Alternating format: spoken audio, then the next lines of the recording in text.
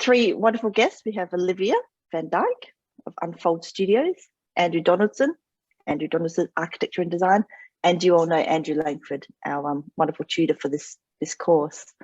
But look, today I really wanted to enjoy the fact that we're starting to near the end of the semester and the course, and to get in three distinct voices and talk about, I guess, that journey from where you are as students to where each Andy and Olivia are in their profession. You know, what are the things that have really been highlights in the way of the transition from study to practice in the framework of architectural management? So not everything, you know, we don't have time to reflect on life and all things practice, but in particular, I guess some of the takeaways that might highlight just the value of this course and some of the lessons that have translated into setting up practices or working for various studios.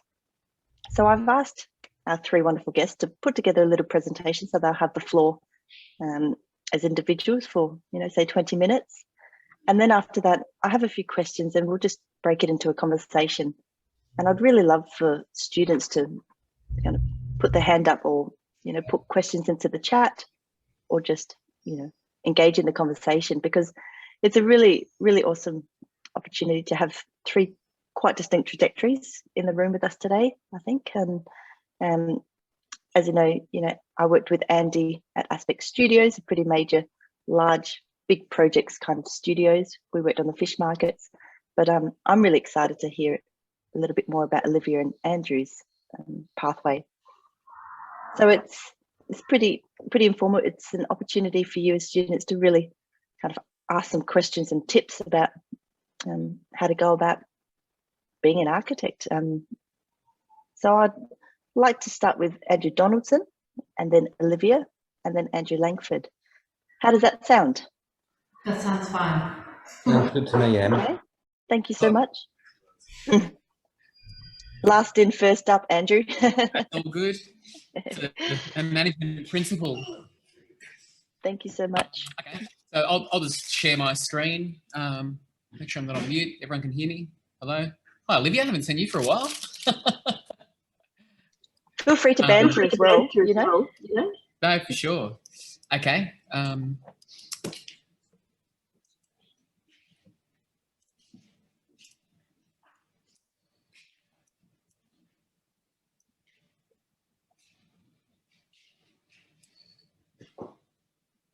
right. Sometimes I have issues with full screen. So is that PDF showing okay? Yep, we can see the PDF. Yeah. We can see your edit tools as well, but that's fine. How can we? Do you know what? That's okay just to leave like that. I'm just going to leave it like this. Just leave it. Okay. Hello, everyone. My name's Andrew Donaldson. I'm an architect. I have my own practice, ADAD. We're probably 9 years into that. I worked with Sam Marshall, Architect Marshall, for about 10 years prior. So through students from a younger period than what yourselves are, kind of the work experience between third and fourth year, which was a pretty sort of stead trajectory back when Olivia and I went through the course. And stuck at that one job, sort of rose through the ranks and projects and all the rest of it. I've taught alongside that, and I'll frame some of that with some images and works.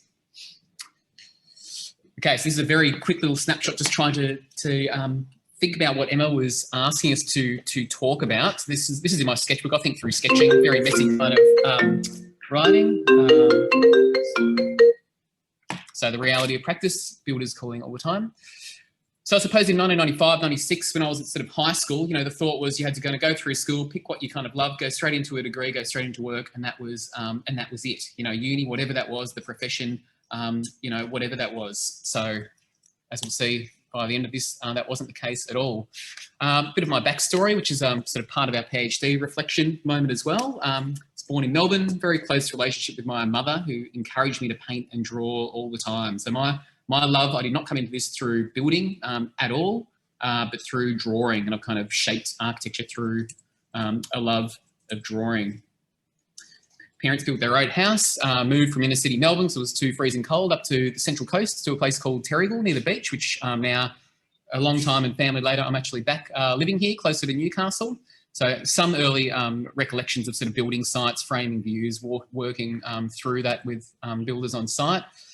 And when I was in high school, my metal band was my whole kind of life. Drawing was sort of an adjunct to music, and I thought that my career would be, or what I wanted for myself was to be in a band. So I suppose there's the work experience period that sort of high school's forced you into. I had thought about architecture through our parents' own kind of home building. Went to work, so I had work experience in a local Central Coast practices office, and just hated it. It was depressing commercial work. They had no work, treated me terribly. And I thought, oh, okay, forget that. I'll go back to the kind of music career. And I'll use this slide to show the sort of junction. It came to the end of high school. I wasn't sure what to do. And my art teacher said, you know what, you haven't given up. That she tried to force me to give up music to focus on art. My music teacher, he tried to force me to give up art to focus on music. And independently of each other, they both said that they had a separate friend each, that had multiple creative interests, and they fell into architecture. So why don't you give it a go? So it was just through pure luck that I, right at the end, after not enjoying work experience, that I landed in the University of Newcastle. So the things that I loved and took to, I found construction very difficult. Of course, it's the whole new way of thinking up there, but really enjoyed having introduced to me. Michael Chapman, a professor there now, was in 5th year when I was in 1st year. There was a big rapport in the studio that I encourage you to all get back to once all the COVID stuff has kind of settled down a bit. I was introduced to Morphosis drawings, which I just loved, this idea of three-dimensional, multimodal, and just unpicking the kind of mystery of what was going on. So my hook into really enjoying architecture was this kind of pushing at the forefront of drawings. The time when Olivia and I went through in the undergrad, computers, they weren't around. Archicad was sort of being invented about the time we were in 3rd year. So images like Neil Denari's, airbrushed multimodal drawings here, all the 90s kind of stuff where you had to think two-dimensionally to give three-dimensional form and be creative in that way, I found very inspirational. The technical drawings of Enrique Morales, Zugthor, the deconstructivists, some of my student work, I was heavily influenced by that. We sort of camped out on a winery, and there we visited Rippler Plastriers and all the kind of houses that were all sort of shown up in Newcastle in our undergrad. So sort of a snapshot in time of wearing, heart on my sleeve for the drawings that I love, but also the sort of learning about sites and etc. So first kind of jump in terms of rupturing that kind of trajectory of, I suppose, what you thought would happen in university. I got a scholarship, the first Eric Parker travelling scholarship, to go travel the world and draw buildings that I kind of loved or was interested in. So this was amazing. So I've never left like regional Central Coast, and got to go all around the world, essentially seeing some of these decon buildings, drawing them myself. So I'll skip forward, finished 5th year, and began working in an office that was very formative to my practice.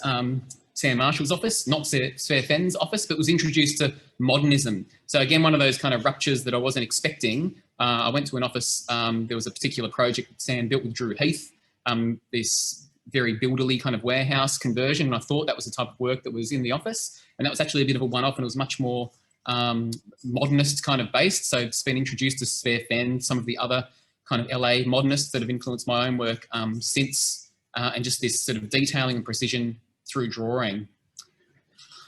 I was fortunate to get another sort of scholarship. We're sort of jumping in time here, to see a whole host of practices around the world when I was still employed at Architect Marshall, so sort of visiting Foster Rogers. So it's important to frame this, I'd only had the kind of small practice, creative practice experience. So I knew there was the commercial world out there that didn't interest me as a drawer back at that time. But it was a great experience to see a whole host of offices. A particularly inspiring one was seeing Carmody Groark, an excellent office, so very young in their career at that point, who was just Kevin and his partner, and they were building some models, winning some competitions, and had some salient advice for practice that I've kept since. Skip very quickly through a project that ended up taking 7 years of my life, the MCA Australia, where I got to sort of rise over the period of 7 years from being a student through kind of running part of the design to sort of being the design architect and having a big practice grow beneath me. Had a partnership offer at the end of that project, but just felt really burnt out, had kids by that point, and decided to go into practice for myself. So a very quick overview of my own practice. You know, we're a small firm, regional. The first project that we got together, and this is sort of in terms of the, you know, the management trajectories, where you are now and how that might sort of fall into the future. Had an opportunity to put a creative space together, one of Clovermore's first, down in Darlinghurst, and called on friends from Newcastle. Romance was born, they were sort of born in a basement of a share house I was living in up at King Street, a fashion, now quite successful fashion label, and other architect friends that I'd kind of met through life, and we kind of put this proposal together for a subsidised creative space. So that was our first kind of project, was calling on you know, your past kind of connections. So I think one of the talking points that Emma was asking us to talk about is what do you wish you did differently? What do you know now you didn't know then? And I think that for me, the absolute biggest thing, you're all talented, you're all finding your way through, but your community, as in the people on this call with you at university, are your most valuable asset to stay in touch, and you'll branch out and do all these wonderful things. You know, this is an example. I haven't seen Olivia in probably 15 years or more, and here we are again here, although that wasn't planned. But many, so I'm going to try and frame not just the design work, which you can all look at wherever, or I can talk to you about separately, but in terms of people and how they come back into your life. Sorry, that was one of the reasons that I showed that Kevin Carmody slide before. It's one of the things that he noted that I remember writing down myself when he was talking about how to get his first incredible job. He said, you know, just being a good person eventually comes back to you. A shot of our wish space. Without going through the whole sort of backstory, I got the opportunity to do my first kind of, you know, incredible house on this really steep site in North Curl. This is some of the drawing process that I won't really go into. A whole heap of models, the chance to kind of really. So this is kind of a couple of years in to do something more kind of major. In terms of people, that came about through just, again, I kept up going to the AIA conferences in Melbourne. I was talking to the directors of a McGlash and Everest, quite a well-known modernist firm down in Melbourne. So they were kind of, we were just sort of touching base at these networking events year in, year out, and they sort of watched me get this kind of partnership offer. I gave some sort of seasoned advice about maybe it's not in my best interests. And then because I'd built that relationship before the point that you needed it, when I, at the next conference, said, I've gone out on my own, I don't know what I'm going to do here, they gave me the first kind of contact for a project. The first house that was completed, sort of wearing, you know, modernist heartstrings on my sleeve. Again, this is just a kind of a snapshot. It was a house in Bondi. But this was through a parent from school that I got to know, you know, separate to trying to look for work, just through our kind of social life that came into a project. Whole lot of sort of floating planes, you know, Neutra-esque, still working with the sun. So I had a lot of gallery experience through the MCA, but that's pretty light on the ground from a practice management perspective. Galleries, every architect wants them. Within Australia, at least, you need to have, you know, demonstrated experience of other massive kind of galleries, which limits the pool to the same couple of architects all the time. So absolutely jumped on the opportunity to be able to pitch, and got the project, and then reconfigure the What Space Gallery, which was very something that's close to my heart. Because Newcastle's, of course, where I studied and learned, you know, entrepreneurial actions for young people and getting others to start their creative businesses that we were doing in Wish in Sydney was something that was very also kind of close to my heart at that period of time. And this, you know, the way the What Space Gallery works is that the arts faculty, at that time still called the arts faculty, you know, actually sells student work. They practice sort of selling their work and being professional while still at university. So a great place for that, and now it hosts all your wonderful work. So yeah, a real favourite there. In terms of how that project came along, it was actually from an ex-student, and we're talking about different sort of career paths. I realised that in the current kind of, you know, there's so many aspects to what practice even constitutes these days. So I'm aware that, you know, where I thought I might have been cutting edge as an architect back in the day, that actually traditional architecture is only one of a whole range of ways that we can go. So an ex-student of mine from back in the day had gone into project management, and when this smaller project came up, he recalled that I'd kind of essentially given him a lot of time as a student, talked about gallery designs. That's what my world was. So got the chance to pitch. So again, it's that community. It's those roots that you build kind of early that came to the fore. Just a snapshot of the completed Curl house, which took a very long time. Starting to do some bigger work now. So Yarranaby Gardens are like a multi-res entry streetscape into Hugo Stossel's like modernist base building down in Darling Point. So I sort of flirted with the idea of growing a practice to take on this much bigger work, but it's probably a whole separate lecture in, you know, sort of risk and torment, and have decided to veer away from that path for a whole host of reasons. And then that other thing about opportunity. So while that was going on, a tiny little interior project came in that I thought, you know, that we normally would have kind of knocked back, sort of really needed the work at that period to help buffer other staff that were along. It ended up just being a joinery piece, because it was quite a tiny project with a tiny budget that we just focused into a joinery work. The way we could make that really deliverable for clients was going direct to a joiner who I built the relationship with on the Curl job. So these didn't really have time to map it all, but these key people kind of keep dipping in and out of your life in different ways. Some views through, layering thresholds, sort of a whole lot of fuss that I won't really go into. I'm also doing my creative practice PhD at the moment, so it's a whole lot of mapping sketchbooks, the sort of mess of the way that I kind of go through, and starting to kind of, you know, itemise the different ways in which I draw now, which is very different from kind of the Laplastria taught ways at the beginning, where I thought drawing was just about your pencil sketches and, you know, imbuing sight. Some construction drawings. And I'll finish up here. I wasn't sure how long this was going on. So I suppose the path that I thought, you know, so back at high school, this is kind of the path of thinking, right, you do work experience, you go to uni, you know, profession. And then the reality of that was that the work experience, you know, did not work at all, sort of set me back to the start. So there's a bit of a kind of a loop, like art and music, where are we going to intersect? Took a punt to go to uni. And again, when we were back there, it wasn't a master's degree. You did your bachelor, first bachelor, your work, your second bachelor, and then what sort of architectural practice are you going in?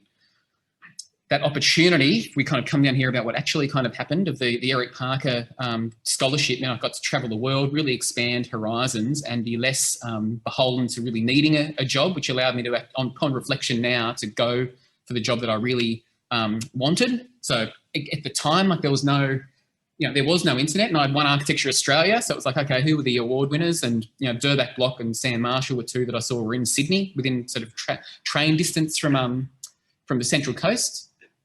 Just literally walked into both offices cold. You know, neither of them had work. And then as I was leaving, Sam said, oh, actually, my student, if you're interested, is leaving for Japan in 6 months. That's probably of no interest. And I said, perfect. I'm traveling the world. So that, again, something that you're not sure was an opportunity in hindsight, let me work at the place that I wanted to work at.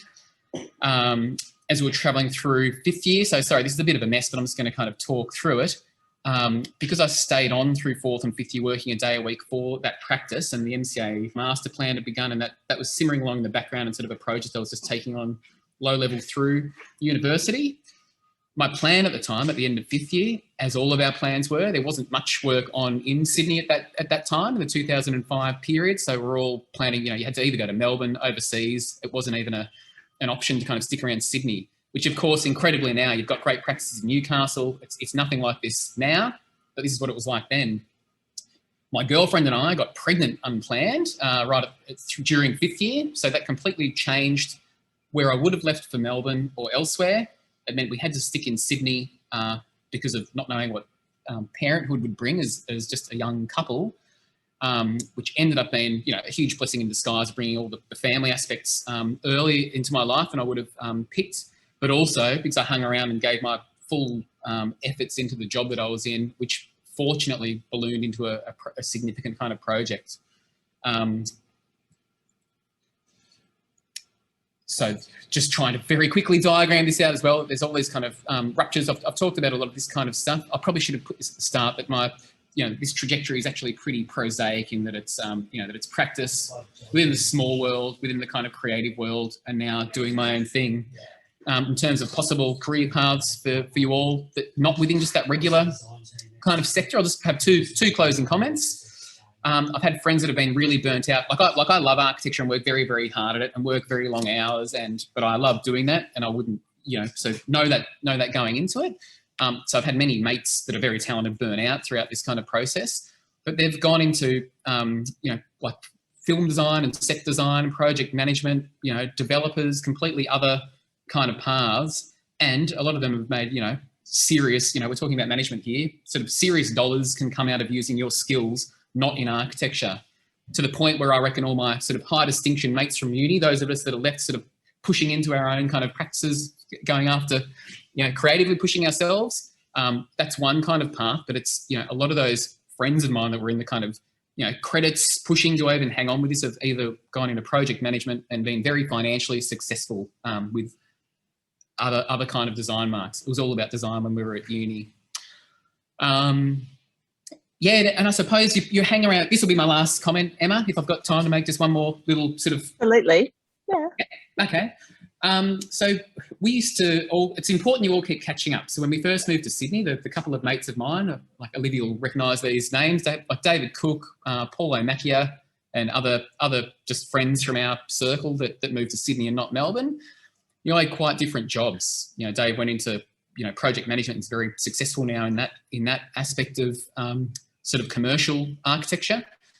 Paulo went straight into the government architect's office. He was really keen for that. So in 2005, that was seen as the safest possible. The New South Wales government architect's office was a huge beast, really high pay rates, and essentially like a government job you're set for life. So we'd always have these conversations. We'd go to a pub called the Shakespeare in Surrey Hills, catch up literally once a week to talk about how our different paths kind of, the pros and cons of what we're all kind of doing, the commercial world versus the creative world versus the, government sector at that time. And so if I jump forward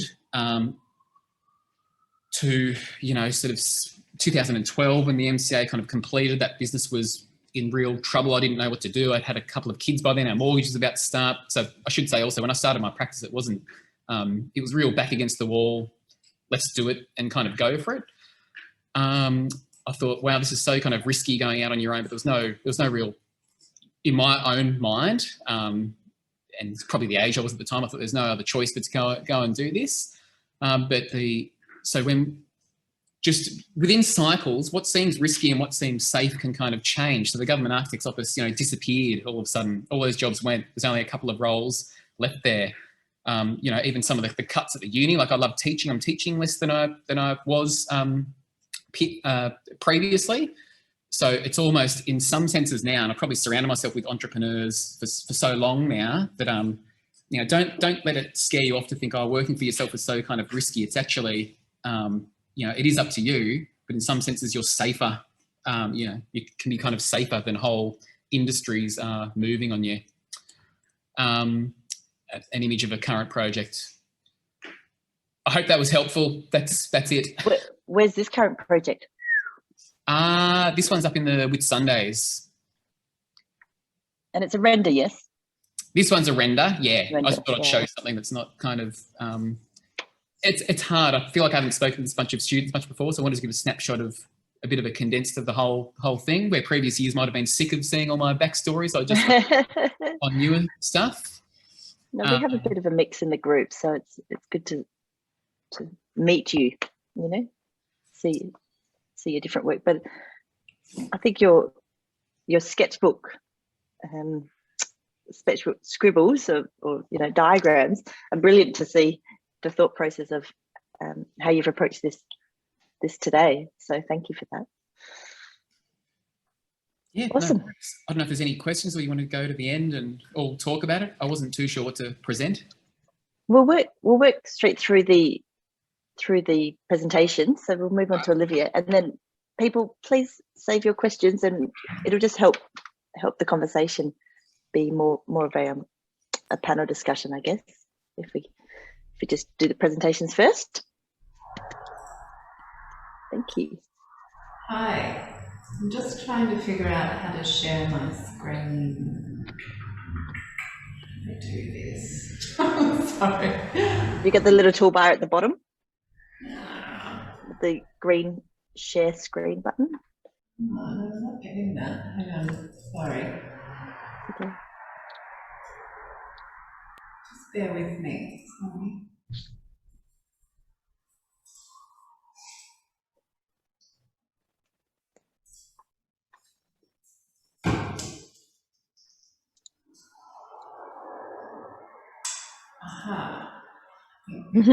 Aha.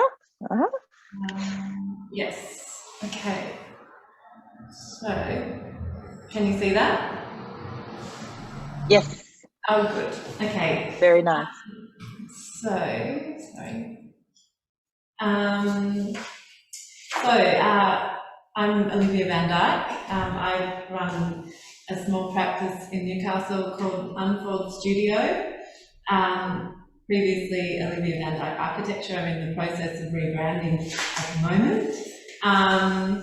Yeah, I've been running my practice. I've been freelancing since I left uni, basically. I've always had little projects on the side, but also working for, I would say, very traditionally set up practices. When I finished uni, I went straight over to, I actually lived in Sweden for a little while and thought that I might be able to get a job there. And I was absolutely wrong, because the economy was terrible and I didn't know Swedish. So strangely enough, they didn't give me a job. And so I moved to London and I started working with quite a large practice called Trajectories Advocacy.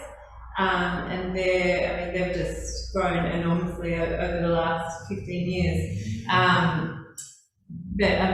The work that I was doing there, I think I did a toilet package, I think I did a lift core package, and I might have done a roof garden package as well. So, I suppose I had the experience of a large commercial firm and how that can be set up. And I knew after that definitely wasn't what I wanted to do. So when I left London, I was burnt out as well. It was a very busy practice. And so I just thought, I just want something really relaxing. I want to do architecture. I want to do some smaller projects, and I want to do all parts of the project. So I found a lovely practice that worked on the fringe of Melbourne, on the banks of the Yarra Valley, called Henry Architects, and they had a very strong sustainable focus. That was what drove all of their projects, and that really that made sense to me in terms of what I'd learned at uni so far. We had a really strong environmental background with the University of Newcastle. And so, we just had such a great range of projects, and I was involved, not really from the beginning. My boss was still doing a lot of the sketch design stuff, but we were getting things from quite a conceptual level, and we would run the rest of the project through to mostly administering the contract between the client and the builder. Which is, it's interesting now that I'm practicing in Newcastle. I find that a lot of architects don't offer that service, which I've been quite surprised about. So now in my practice, I've managed a lot of projects the whole way through, so I really try to keep that going in Newcastle and keep trying to help clients to understand the value of that service as well. And although it does cost a bit more, quite a bit more money for them, they end up getting a really great product at the end of it. So I worked with Henry Architects. My boss there pretty much just said, right, I'm going to mentor you through to getting registered, and he really took me on board. And it was a family practice. My two bosses were married, their daughter worked there as well, and it was, they ran their practice like a family. We did a lot of work out in the Yarra Valley. We did a lot of winery work, we did a lot of community projects down in Victoria. They had a really great setup where it was very easy to tender on projects for council, and they they attended a lot of projects out there. So I was involved in quite a range of projects, as well as residential architecture as well. After I finished with Henry Architects, I travelled around the world for a while, and I ended up living on a small island in Thailand, kickboxing full time for a year. So that was interesting. And I also did a little bit of architecture there as well.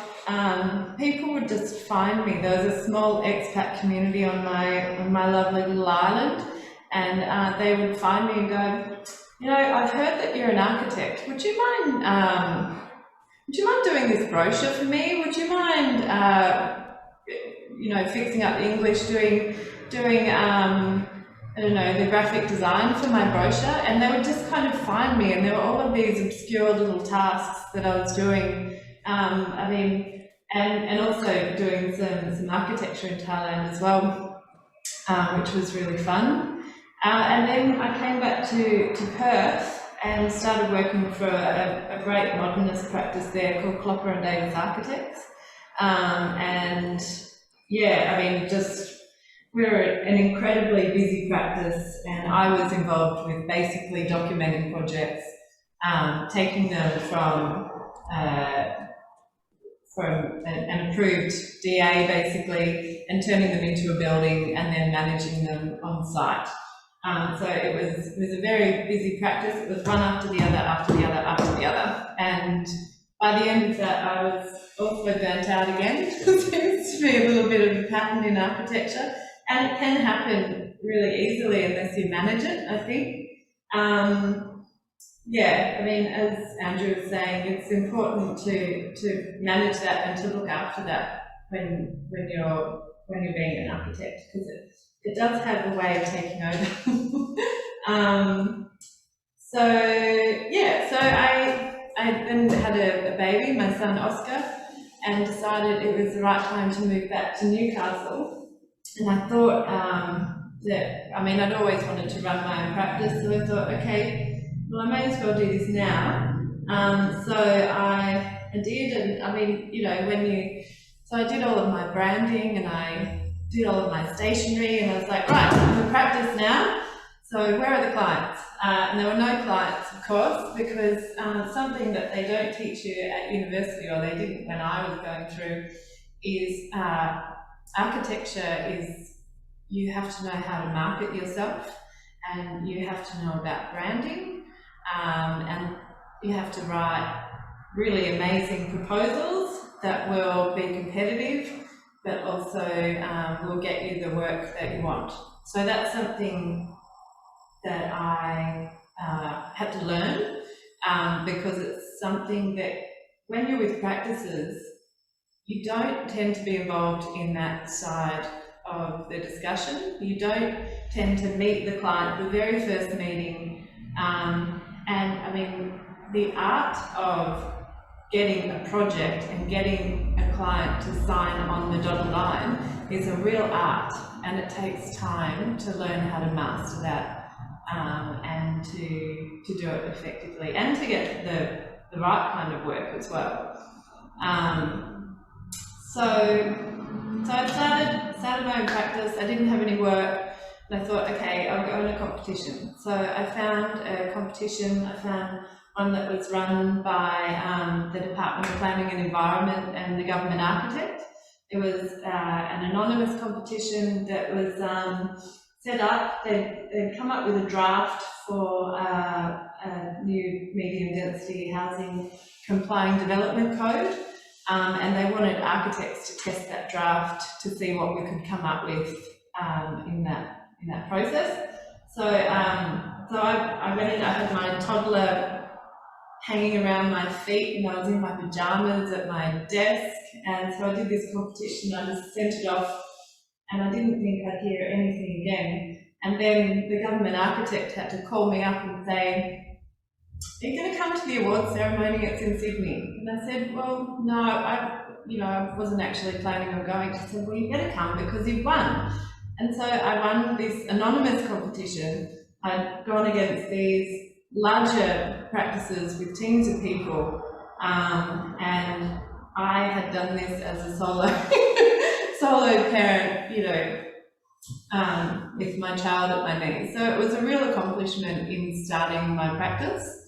And that kind of moved me forward and went, okay, this is probably a good idea. I can do this. And then I did the right kind of marketing, and projects just started coming in, which was really great. I mean, I'm just doing residential architecture at the moment in Newcastle, and still juggling being a parent with having a very busy practice. I still like to work solo if I can, because I like managing everything at the moment. But I'd like to grow, but that's a real challenge for me, is knowing the right time to hire, finding the right type of staff, and you know, finding staff that will have the appropriate skills to help with the practice in the right way. So I think that they're the key challenges for me at the moment. I think that it's, so I've got a little bit of work that I can show you through if I can get this to work. And, you know, all of these are just conceptual drawings. These projects are on site at the moment. So this is a project of mine that's being built at the moment out in Spears Point, on a very challenging site.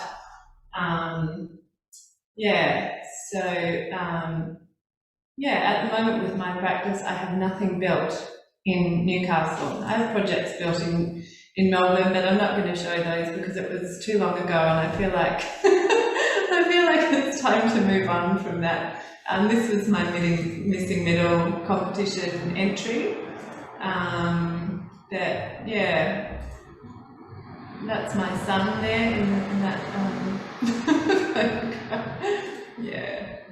And, you know, this is in addition to a terrace house that is being built up in Newcastle at the moment.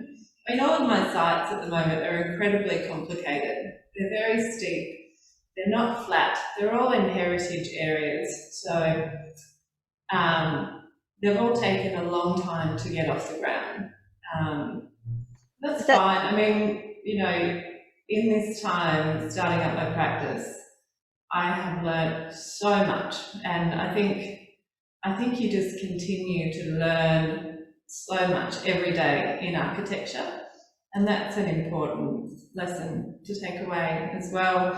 You know, there's no pressure to think that you need to know everything now, because I think, you know, if you're retiring at 70, you'll still be learning on that day. Yeah, so that's me. If you're lucky to retire at 70. Exactly, and you probably won't, because you'll probably always have a little project on the side. Yeah. Because, I mean, you know, it's a great profession. It's very challenging, but, you know, I love it personally. I get a lot of satisfaction out of it. Yeah. That's wonderful. Thank you, Olivia. And it's lovely to see some of your renders now.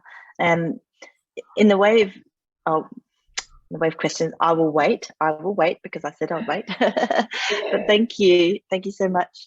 And we'll jump over to Andrew Langford. Yeah.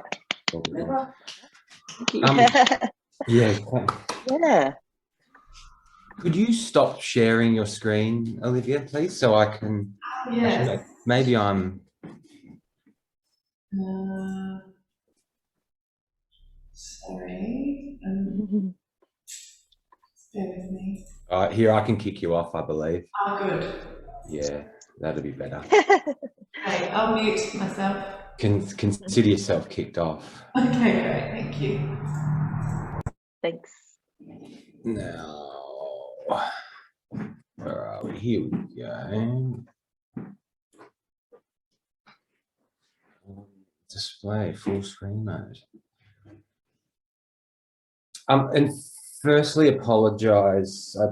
There's a bit of background noise. The apartment upstairs has been renovated. I had nothing to do with that architecturally, and I would have had a much more defined program if I did. It seems to have been dragging on for a number of weeks now, incessant drilling at 7 a.m. every morning. You could just slip one under the door, Andy. Beg your pardon? Slip one under the door. Yeah, I think I will. How to wrap it up. It might be a bit of a BD opportunity for me. Yeah. So we're not seeing your full screen. We're sort of seeing a strange what are you seeing? It says it's been a lot of white space around it. Can you see now? We can just from that. Yeah, we can see the header in the toolbar, but okay, that's weird. That's better. That's better. Again. That's interesting. I'll share my screen. Share. What can you see now? We can see the main PDF. It's still just got a few of the toolbars at the top, but that's fine. Yeah, look, yeah, because when I make it full screen, it doesn't like it. It goes to that what you saw before. So I might just leave it here as well. But you can see the main body of the PDF. Yes. Okay, great. Look, thank you to both Olivia and Andrew for that those wonderful presentations. I think I've approached mine a little bit differently, probably because I've approached my architectural life a little bit differently, and I've taken a slightly different trajectory.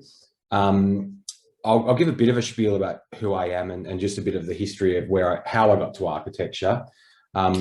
I was lucky enough to go to quite an affluent private school down in Melbourne, and that was because of a sports scholarship. My life was meant to move towards AFL football.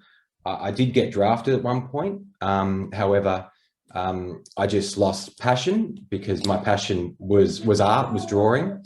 And so a bit like Andrew, whilst at school, I typically do everything or anything but my normal coursework, and we just go to the art rooms and draw the whole time.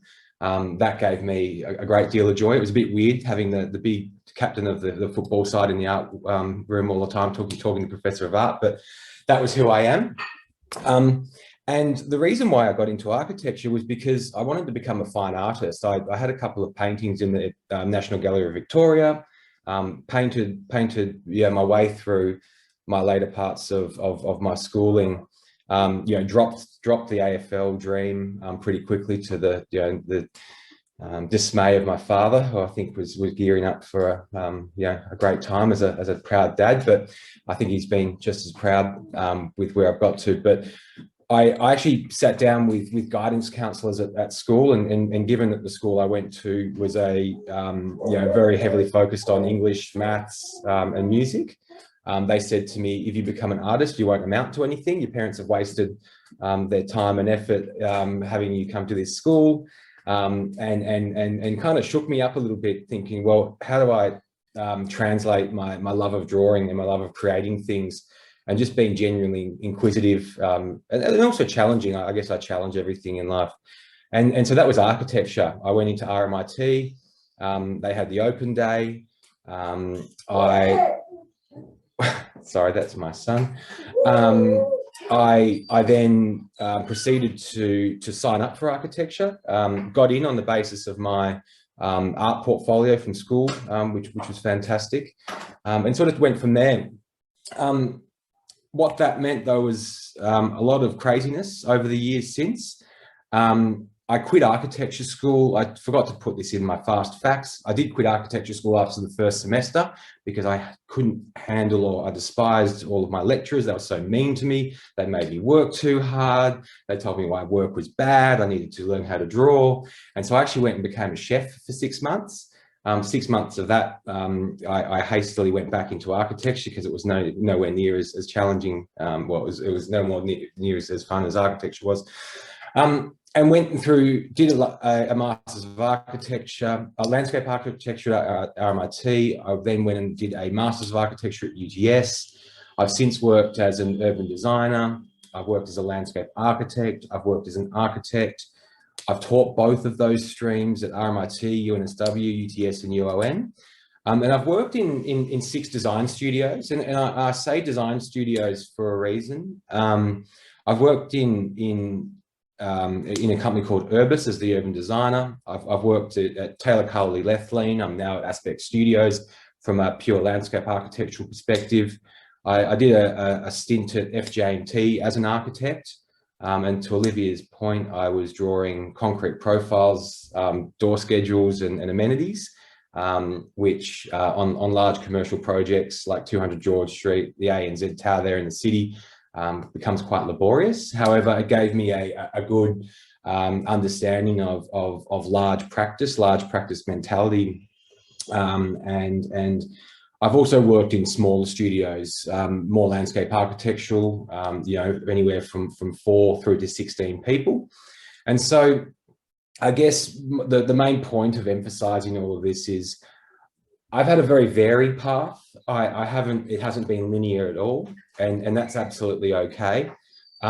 What that's allowed me to do is work across a significant number of scales of projects, from large urban, renewal, to highly designed libraries. I worked on the Auckland Library with FJ&T, which won a WAF award.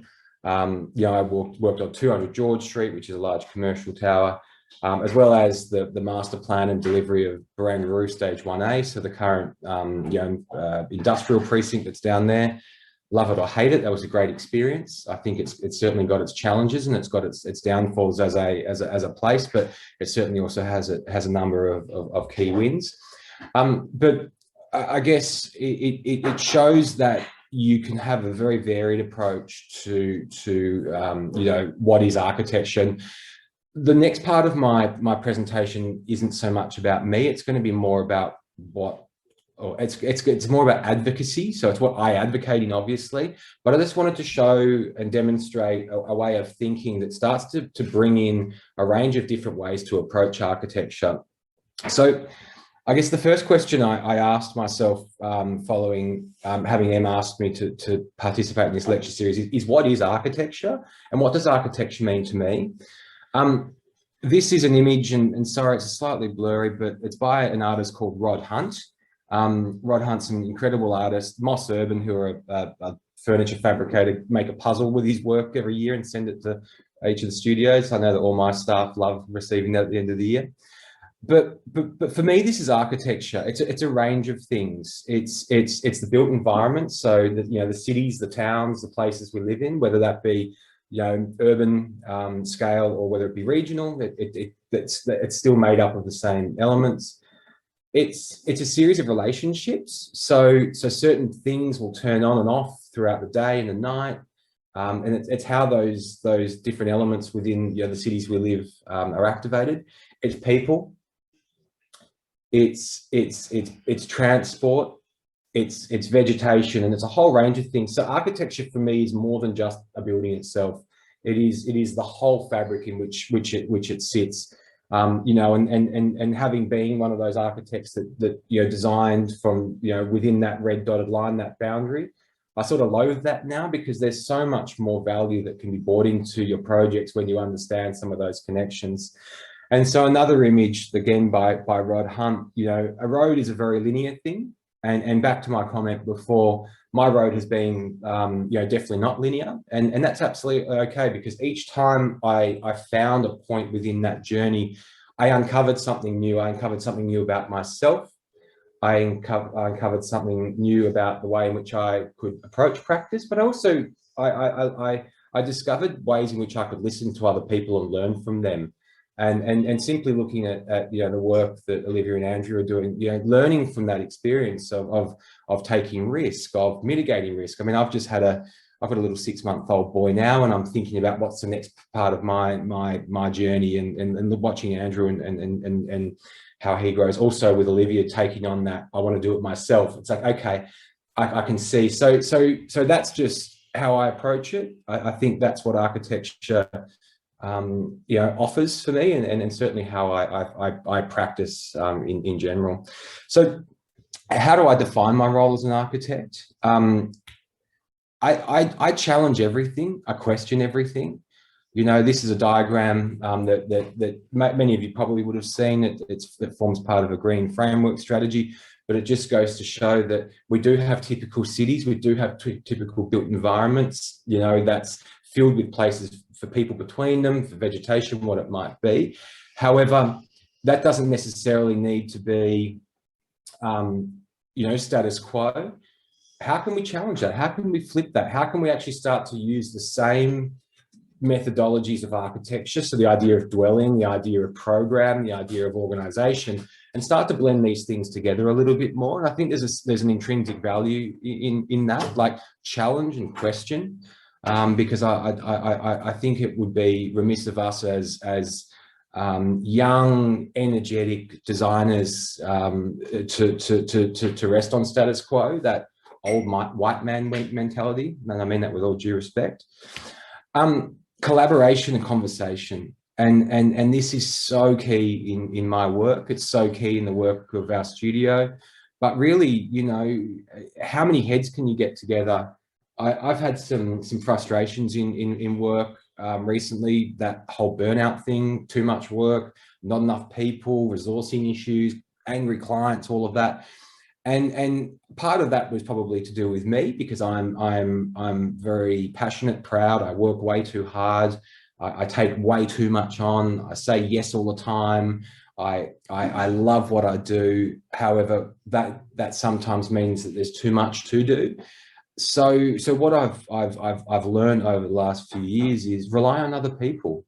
Talk to people, you know, ask for help, have those people who have the ability to give you additional information to assist you, because the more you talk, the more you understand, and the more you engage with others, the richer your practice will be. And that regardless if you work in a small practice or a large practice, that's always the same. I mean, simply coming home and doing a brain dump, you know, with your partner or your housemate or your cat or your dog, and just talk about your day. I think it's always good to get those ideas out of their head.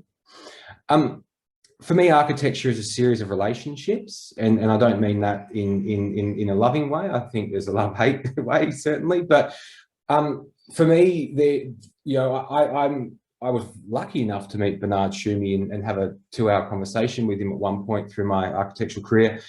But through a lot of Eisenman, Schumi, and others who talk about this engagement of program, you know, A plus B equals C, but without A or B, you can't have C. And so it's about understanding what people do and what architecture does in relationship to one another. So that idea that you've got, you know, an active public plaza with you know, retail and cafes and you know, a hive of activity surrounding it, that only operates when people are in there during the day or the night and they're actively using it. But once you remove that, the space changes. And so I've always been keen, and a big part of my practice is to understand that. What are shifts in program and use? You know, we talk about this 24/7 environments, probably more, you know, 17/7, you know, in Australia, maybe even a bit less at the moment because of our wonderful Liberal government. However, you know, architecture changes, people change over the course of the day, and that's a big part of how I approach things. So really understanding what the value of those relationships are. It's also about environment, and you know, I think this is where you know, my landscape architectural mind comes in. You know, good projects are projects which are of its place, which are sympathetic of where it sits, that you know, approach materiality in a certain way, which assists and which makes it feel like it's of its place. You know, I think connection to country is a big part of that as well. I probably should have emphasised a slide on that a bit more, but we have a very strong and very long Indigenous history, which is finally coming to the surface, and I think that's just a wonderful thing in the way in which we can all approach projects. However, I think the environment we certainly need to be you know, understanding of, and with things like global warming and others. Again, it would be remiss of architects to think that they can continue just to build big, you know, inefficient concrete blocks everywhere and think that the world's going to be a better place because they've got a new shiny thing with a big glass curtain wall you know, and a tri-generator in the basement. It really, you know, for me, we should be thinking about use of materiality, how sustainable it is, what's its life cycle, does it have a 360 life cycle where it can actually be deconstructed and used elsewhere? So these are questions which I always ask myself in all of the projects I work, both in architectural and landscape architectural and urban design. It's also about place. Placemaking is a bit of an ugly word now. I think it's probably been bandied around way too much. However, place itself has so much, you know, intrinsic information within it, you know, from sociability, so, you know, social housing, you know, social interaction, families, friends, relationships, all of that diversity through to users and activity, whether it's fun, it's active, if it's sustainable, if it's indigenous, if it's useful, comfort and image, as well as this idea of access and linkages. And so all of these parts play into the way I practice and the projects that I work on. Can I pause for 2 seconds and just plug my computer in? I've got 4% battery. It's just telling me it's about to shut down. You no worries. I'm so sorry.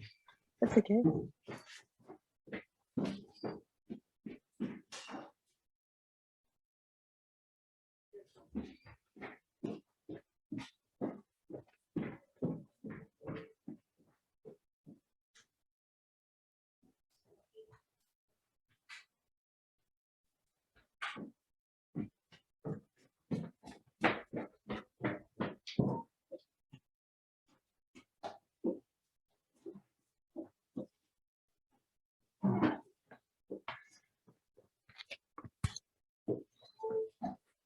Okay, so I'll save that. So all of these things come into the way in which, you know, I practice and we practice as a studio. And it's about public life. You know, this is a project which we've recently completed down at 275 Kent Street. Barangaroo to the right of the project. This is sort of smack bang in the middle of the CBD, northern end of the CBD. And this was an old empty plaza. It receives good sunlight in the city. However, it just wasn't well used. And the simple element of raising the existing lawns and giving it an active edge has really breathed, you know, a lot of light into the site. People are using it every single day, sitting on the edges, talking, having meetings, lying on the grass, taking their shoes off. So this kind of public architecture for me is super successful. You know, the building next to it, the Westpac Tower, JPW, you know, wonderful commercial development, you know, big box architecture. It's the fine grain where people come and spill out, come and use these spaces, or come out of their offices and permeate out into the public domain. And I think that's what success looks like, you know, having these two things talk to one another. So it's that relationship, you know, people having a fond relationship with going to work because they know they can go into the urban park at lunchtime and meet a friend for coffee and sit in the sun. It's all comfortable. So I think this is what I do as a practitioner, and a trajectory that my practice has taken me along the journey. So what does it look like? I've chosen two projects. These two projects are somewhat similar in terms of they're both, you know, larger urban projects. They're two projects which have been compared to one another. Elizabeth Thoroughly, who's one of my, you know, I love reading her work in the Sydney Morning Herald and other publications. I think she's a wonderful critic of architecture and public domain. But they are sort of chalk and cheese in a way. I think one's largely successful, one's largely unsuccessful. I'd like to think that the parts of one of them that you know I was involved with a bit more successful than others, but it is what it is. So the first one is Barangaroo South. This is, you know, a large urban regeneration project. It was the old overseas shipping terminal site. So an extremely expansive deck of concrete. You know, it abutted the Milton's Point and the rocks. And so it has quite a historical industrial heritage and history. It also went through a number of design competitions. Hill Fowlis won the original master plan for it. Again, because of our wonderful Liberal, corrupt government, that soon transpired and changed to hands, and Foster and Partners, Roger Sturck-Harbour, with Foster's won or took over the master plan. Arguably, the master plan that's currently on site doesn't realise anywhere near as much public space and amenity that the Hill Fowlis approach did. I probably, even though I worked on this project from a design point of view and delivery, I'd argue that the Hill Fowlis was better. Anyhow, we are where we are because that's where we are. However, what we tried to do and what the process was is to bring as much life into this precinct as possible. We knew that there were going to be some large commercial towers.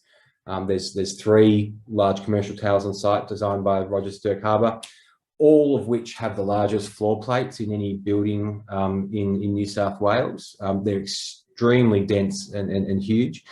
And so as the landscape architects and master planners on this site, it was really our job to bring a lot of that finer grain thinking into this project, trying to bring the scale down, give an urban ceiling to what is quite a urbane and austere set of buildings.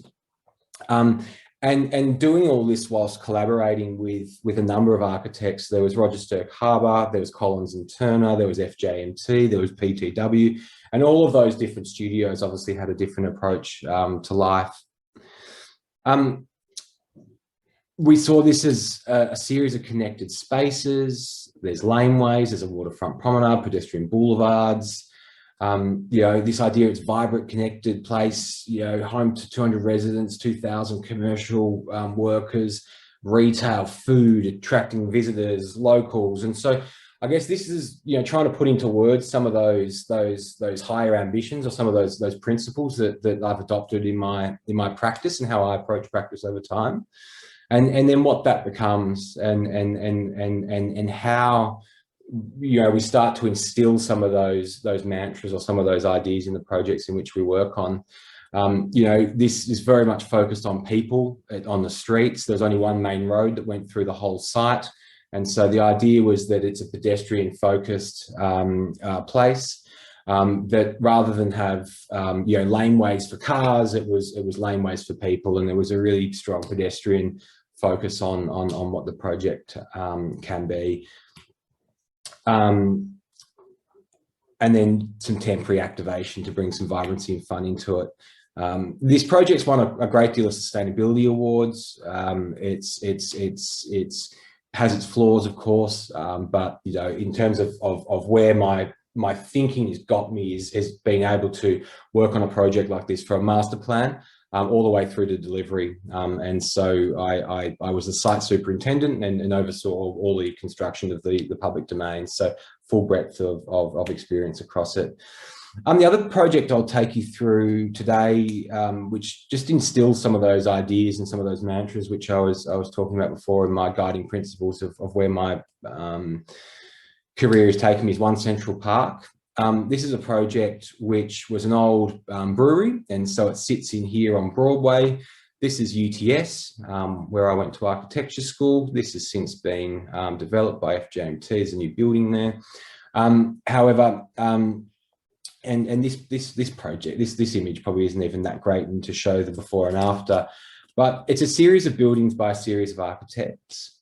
It focuses on a central park, so a central public space. That was by Jeppe Landscape Architects. This is One Central Park, which is a building by Jean Novelle. We were lucky enough to be the landscape architects on that project, alongside Patrick Blanc, who did some of the green walls. However, our scope contained also some lower retail area. The project itself, although it's a huge residential, commercial podium with residential above, is actually a significantly beneficial project to ecology and to the environment.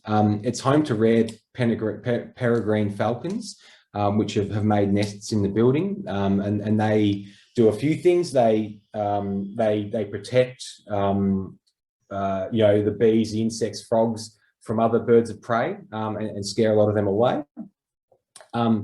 There's over 300 plant species used on the facade.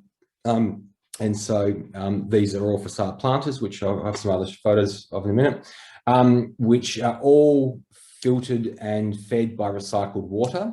And so that water is caught through flushing of toilets, through the chilled beams in the building, through a whole raft of overland flow and catchment on all the roof structures. That's then fed down into large tanks, cleaned, and then reused back in the facade system. The facade itself costs about $1 million a year to maintain and upkeep from a labour point of view. However, the benefits of this building sustainably and the reduction in its energy use, far outweighs that. So it's actually quite a measly number for them, and putting that much emphasis on the facade has helped in a range of other areas. But also, it's been proven, and there's a lot of studies about reduction of stress and improved wellness. So people's attraction to green, a connection to greenery. There's a lot of work done in hospital jobs where inner courtyards, which have the ability for patients to walk out and be outside and be under tree canopy and be within those environments, is significantly beneficial. So a lot of those elements are instilled in this project. You can see here, these are the large green walls which Patrick Blanc designed, who's the famous French green wall guy. He's a very interesting fellow, but I think that's probably what makes him great. However, we essentially did everything else on it. So all of these planters, all of these little stepped planter boxes, all fed by light from the heliostat above. What is a sky garden up the top here? That was all done by Aspect Oculus, and a huge emphasis was always placed on the sustainability and the urban greening. There I am lying next to my old boss, but you get the sense of what the ambition of this project was and how we start to bring in a lot of that core thinking, as well as ensuring that there was spaces for people, large open public spaces. These sunken spaces are never great, traditionally. However, because the client and the project team collaborated, everybody conversed, the different architects came together, created enough separation between buildings, ensured that solar access was maintained. It's a pretty significantly successful project from that respect. So again, it comes to that consortium of people coming together and our practice really championing that from a public point of view to say, let's put people first and we'll put the building second. We know the buildings are going to be fantastic, they're going to be great, but our focus really is on maintaining that health and vigor of what is the city. And that's it for me, so thank you. Thanks, Andy. Thank you. All right, so thank you all for your lovely presentations. I love how you've all approached the brief of today quite differently and have sort of highlighted, I guess, on different emphases of your practice and your trajectories. I think what I was hearing were a series of sort of common points across, but before I start taking over any discussion, I'd love to invite students to have some question time to our guests.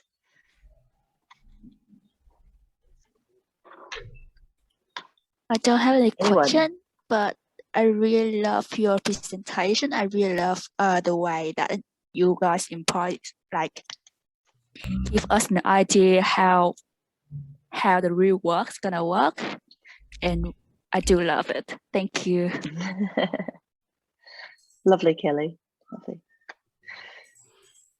Do you have any other questions? Well, look, one of the things, and I don't mean to start on a bit of a downer, but one of the things that you all mentioned was the experience of burnout through your careers, and it's a really important, real thing that I think I would love to help students kind of not be prepared for, but learn how to detect and to kind of navigate. And Olivia, I wonder if you could just talk through your experience, I guess, like how do you know burnout's happening and how did you deal with it? How do you actually manage it and, keep your job and pull through, or, what advice do you have? Look, it's still a process, really. Still a process of learning that. Sometimes architecture just gets really busy. Sometimes you have to get a project out the door. I mean, getting tender docs out the door is a really big job, and it takes a lot of focus and concentration. I tend to get burnt out when I'm like, if I was just doing that as a practitioner at the moment and I didn't have a family and other commitments, it would be really different, to be honest. That, when I finished that day at work that's very busy, as well as having to deal with many issues on site. I mean, sometimes everything happens at once, and that is the way that architecture works. I think, I don't know. I mean, I just think a good way to do it is try and look after yourself. Just like I sometimes get into a bubble where I just go, okay, I need to just go for a walk. I need to go for a walk, and I need to go and have a coffee and sit in the sun and have, just have time out from everything, and just understand that it is okay to do that. Like, the work will continue to keep coming. It just does. It's the nature of the job. So I just think it's actually allowing yourself time to just go and take a break and understand that the work will keep coming, so you have to do that. Otherwise, it's not sustainable. Yeah, I think it's harder to do that when you're working for somebody else, probably. Now that I have my own practice, I mean, I've just set up my own studio. I have a contemplation chair in my corner, and, you have to make space for those things to happen. Otherwise, yeah. I normally find out that I've burnt out after I burn out. Yeah. I go, okay, I'm burnt out. And I just have to have a bit of time off, and that's just, yeah. I think, there's a pressure on architecture to be on time all the time, but the real nature of it is that it's very unpredictable, and so many things are coming in at all different directions.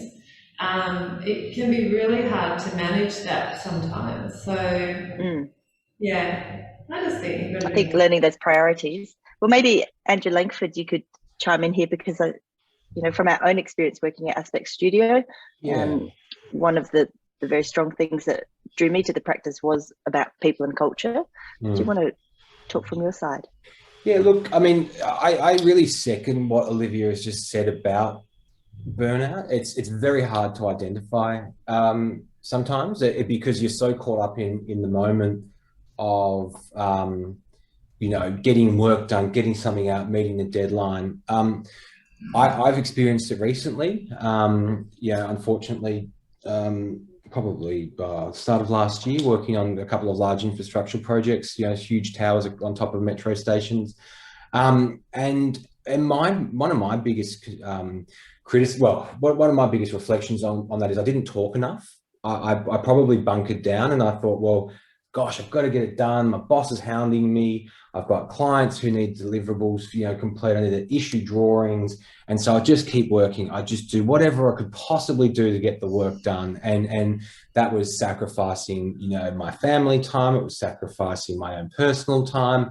I found myself putting weight on, but also at the same time, I found myself disengaging and finding little menial tasks that should take me 3 to 4 minutes could take me up to 3 to 4 hours to do, because I was just so tired and so over feeling like this. And what I didn't do was just stop and say something. And so for anybody, who experiences workloads like that in your career, especially in the younger part of your career, stop and say something. It's not a bad thing for you to say something. Your bosses, your peers, your mentors will all look after you, and it's their obligation as an employer and as a practitioner within that studio to look after one another. And so I think if I had my time again, I would have been said something. you know, if you were to go to your employer and say, I'm burning out, I've got too much work to do, I'm not feeling great, it's really tough, I don't have enough time for myself, I'm not sleeping well, you know, I'm losing sleep, all of those kind of things.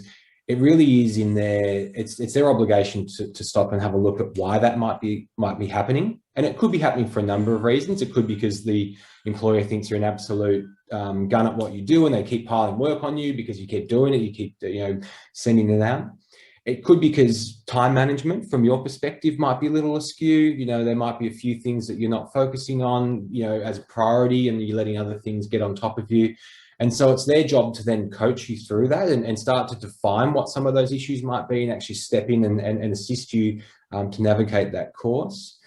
And also, you're not going to get in trouble. Like it's not something they're going to say, oh well, you know, Andy's, you know, been working hard, didn't get it all done, he's burnt out now. Well, we'll move on to the next, you know, next best thing. It's not the way in which it operates. So if you are feeling like that, immediately have a conversation. Just gather your head, have a breather, you know, take a day to put together some notes, and then go and talk to your boss, talk to your team leader, or talk to your director, and just say, tutor. Or your tutor. That's right. Come and knock on Emma's door, and tell her how great the practice management course has been. So that really for me is how you know, I would recommend dealing with it if you do face it. Right. Yeah, I think I can share experiences, you know, much the same as all of you, in that, you know, I've found myself just wanting to give so much to a project and not let others down, you know. But I think that lesson, you know, I've just reached 40, you know, with age comes a degree of wisdom and a confidence to say no at times. I think that's one of the difficult things, especially as a graduate. You want to prove yourself, you want to keep your job, you know, you want to impress, but you're also very, very hungry to learn.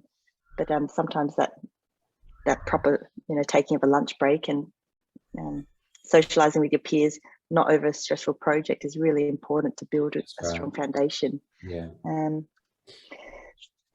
Another really lovely intersection between the three of you, you're drawing experiences of I guess of travel, of being elsewhere, and you know, I'm mindful that we're in this bizarre pandemic world where, you know, one's ability to go on a bit of a travel secondment or take a gap year is suddenly being frozen in time, and so I'm interested in a more current situation of how do you, and I open this up to the three of you, how do you remain creative and inspired?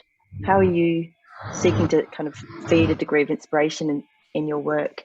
Because, you know, for me, I probably listen to podcasts way more than I ever did, and probably engage in other people's stories to I guess maybe fill in gaps or elaborate on ideas. But yeah, maybe Andrew Donaldson, you could start. Yeah, I'm not sure. I mean, there's so many projects going. It's different running a practice to when you're kind of working elsewhere, and you might be on a project that you need to kind of get through, and you mightn't be sort of fully invested to it. So it's a fortunate position to be, I suppose, having a range of projects that you can jump across. So like a term that I don't know if I've invented it, but I certainly say it even my daughter when she's trying to balance sort of art homework and maths homework, is sort of to like productively procrastinate. So if you feel yourself sort of moving off track, and this sort of helps with, there's a lot of projects going on, like you can jump out of documenting and get onto something that's in concept design, or, you know, I try and have something on site as well. So it can be a whole host of, you know, conversations and collaborating with, you know, builders and fabricators and things like that. So jumping around different projects at different stages, which for your university studies might be, you know, going back to your design project to give management a bit of a breather for a couple of days, and then you get kind of stuck in the design point, and then you might jump back in and really get into a segment of the management course. Should say as well, just on this kind of course, I remember it was much more. Olivia will remember this too. It was much more business, like a big firm. Management was about this is how you get external investment and take on $1 million loans to set up big commercial kind of firms. And I thought, when are we going to use this? And it's all it all bored me to tears, and you just want to be creative and all the rest of it. But they're like the 2 folders that I never threw out, and was so helpful. And I returned to it, once when I had to. Went, oh, that's right. We're actually taught how to value a business when I was offered a partnership offer to negotiate a buy into my ex-boss's business, and then again in setting up your own practice. So it's stick with it. I mean, I think it's a very enjoyable course. Now it's probably a bit dry when we went through, but it's you're not sure where those things will come back into later. But yeah, podcasts. I do the same thing. Listen to things like nothing to do with architecture. Like my life's so architecture. I try and do some things that has got absolutely nothing to do with architecture. Getting back into music and things like that, I find is very helpful. Yeah, but I suppose as a student, when I was working elsewhere and didn't have the luxury of being able to jump between your own projects, definitely I bought a lot more books. I love redrawing other architects' kind of work, and just having your sketchbook there. And so I've always got a sketchbook and always kind of drawing in it, which was not project related when I worked elsewhere, and now it's sort of always project related now because it's my whole thing. What about you, Olivia? You're busy juggling family and your own practice and rebranding your own practice, but I guess I'm trying to get to is that students, when they get out there. Yeah, I'm a big podcast fan as well. I mean, I find the best way to get inspiration for architecture sometimes is to get away, as far away as you can from it, and just kind of go for a really vigorous walk and put a podcast on, and get the cardiovascular system working, and then the ideas kind of come. I just think that getting away from it really helps the most. And I really love Pinterest as well. Pinterest is pretty addictive, and I just love I love looking up other architects' work as well. I still get so much out of that. Looking at different construction techniques. I mean, a lot of my projects are very low budget at the moment. Newcastle doesn't have the big projects that I used to work on in Perth and Sydney and Melbourne. So I don't get to work with these, amazing materials and forms a lot because I'm really restricted to budget. So I just really enjoy seeing what other people are doing and, living through them. And just, appreciating architecture in that way. That's what I do. Great. Look, is it Mickey or Mag? Mag as well?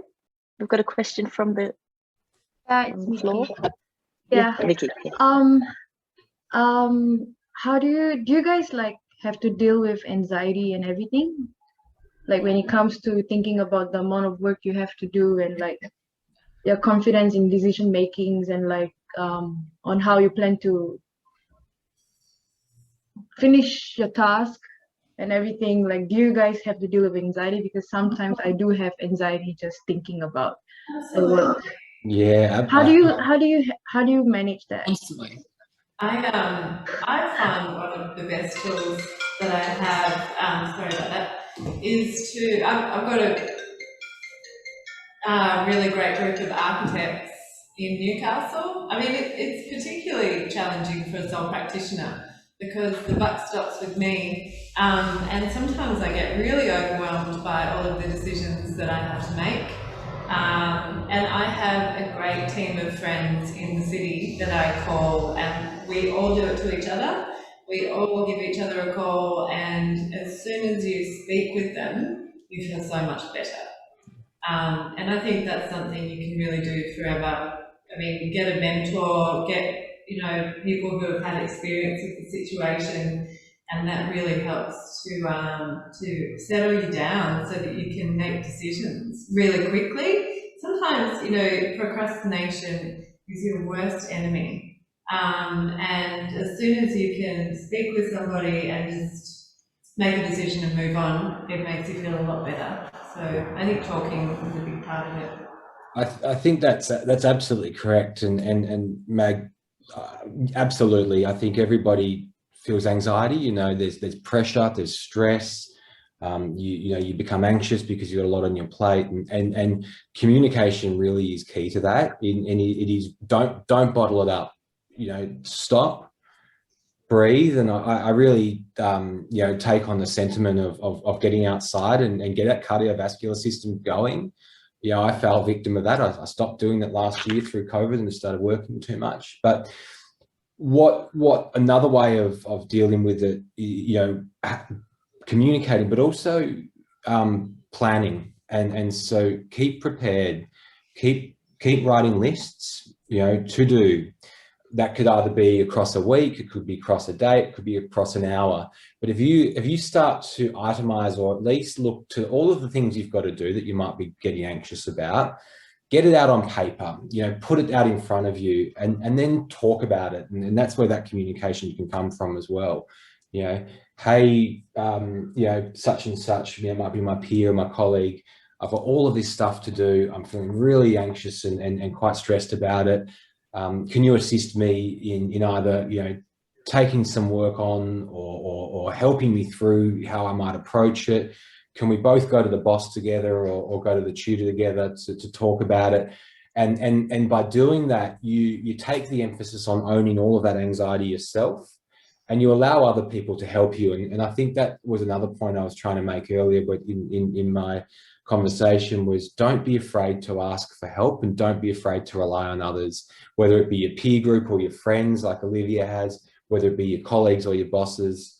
You know, just talk, and that's a really efficient way of dealing with anxiety and stopping it before it gets too far, because we all know if it gets too far, it can kind of, you know, derail yourself pretty quickly. And, you know, I'm a big advocate of the to-do list as well. I've recently discovered an amazing app called Todoist. And, you know, even if you have a large task, like, for example, produce tender documents, it's really helpful to just break that up into subtasks as well. So if you can, you know, break it down into, I don't know, for example, electrical plan. So that's a smaller task that you can potentially achieve in an afternoon. So you can tick that off your to-do list and really go home with a sense of accomplishment because you've achieved things on your list. So I would say even, you know, within your to-do list, break it up even more so that you have a feeling of accomplishment at the end of the day. Because with architecture, they're large tasks, they take a long time, and it can feel daunting when you're not completing something quickly. So if you can break it up even more, I find that that's a tool that helps me. Yeah. Yeah, I think that's a good advice. Thank you so much. Andrew as well, thank you so much. No problem. That's okay.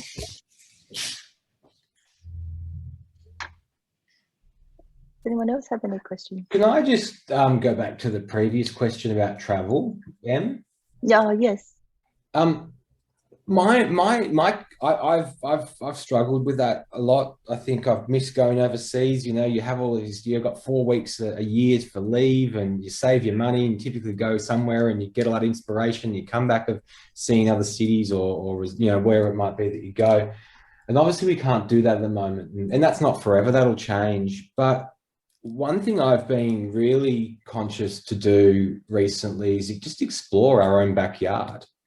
You know, go for that big long walk. You know, you guys are in Newcastle, which is just phenomenal. It's such a beautiful place. But, you know, I've been organising, you know, Airbnbs or little retreats up into the mountains, or I might go out into, you know, down to Orange, or, you know, might go south and seeing the different landscapes, seeing the different ways in which people live and approach life, and whether it be fast or slow.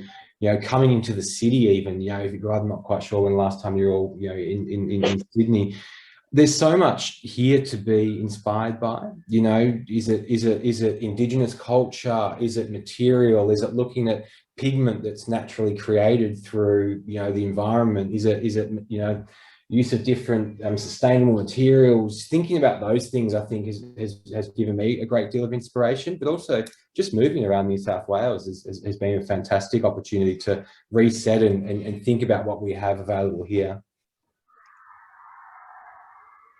Yeah, we are very lucky in Newcastle, and I think one of the things is sometimes we forget what's in our backyard. And even for me, being pretty new to Newcastle, exploring different parts of the city on foot and appreciating topography and sites, like particular amazing aspects, you know, sight lines through the city, down the hills to Nobbies, etc. You know, just taking that in, but also trying to put that into a visual little resource library that you can draw upon for your studio project, or just kind of almost putting a bit more time into narrating your experiences, I think is really important for students as well. Don't just rely on the internet. You know, you've got incredibly complex, wonderful environments around you. So taking that time, and you know, for those who want to explore sketching, you know, find a nice perch in the sun, grab a drink and sit there and sketch, for example. So they're the kind of activities that you might have done in Central Park in New York or something, but you can do here. Look, with the course content of architectural management, we really have looked at, you know, the kind of the role of the architect, the responsibility, and I think Andy, your presentation was really lovely, and I guess capturing that big question of what is architecture to you, what do you advocate for? So I'd love to just maybe ask Olivia and Andrew to somehow kind of summarize, I guess, what are your real core values? What is it that's so important to every project that you're bringing through your studios? I guess it's that idealistic question of what drives your design